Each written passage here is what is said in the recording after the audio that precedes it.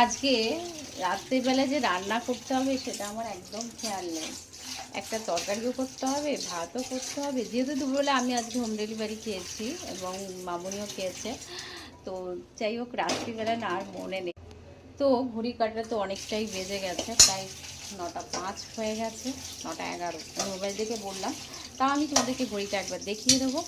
কিন্তু দেখা যাক কটায় আমি রান্না করি। একদিকে ভাত বসাবো, একদিকে তরকারি বসাবো। তো অনেকটা রাত হয়ে গেছে। আমার একদম খেয়াল নেই যে রাত্রিবেলা আমাকে ভাতটা করতে হবে। এই গরমে না আর ভালো লাগছে না, কিচ্ছু ভালো লাগছে না। এই যে মানে যাই হোক, এখন তাড়াতাড়ি করে রান্নাটা করি। আর এখানে এই যে চালটাকে সবেমাত্র আমি ধুয়ে একদম ভিজিয়ে রেখেছি। সবসময় চাল ধুয়ে আমি একটু ভিজিয়ে রাখার চেষ্টা করি, তাহলে ভাতটা একদম ঝরাঝরা টাইপের হয়। আর ভাবছি পটল আর সয়াবিন দিয়ে একটা তরকারি করে রাখবো, তাহলে না কালকে একটু কষ্টটা কম হবে।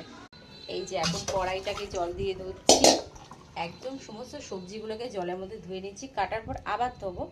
তো চলো এখন তাড়াতাড়ি করে রান্না করি। আবার রুটি তো করতে হবে, যাই না আজকে কী করবো। আবার রাত্রিবেলা একটা হোম ডেলিভারি অর্ডার নিয়েছি, মানে তড়কা, মানে অন্যান্য তরকারি নিয়েছি, সেটা আবার 9:30টার সময় আসবে।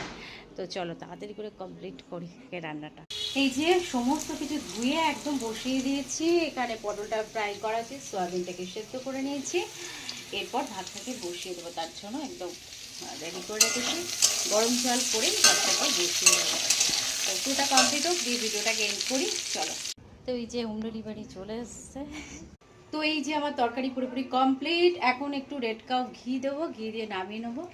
আর এই যে ভাত হয়ে গেছে, এবার আটা মাখবো। এই যে রেড কাউ ঘি, একটু রেড কাউ ঘি দিয়ে দেবো।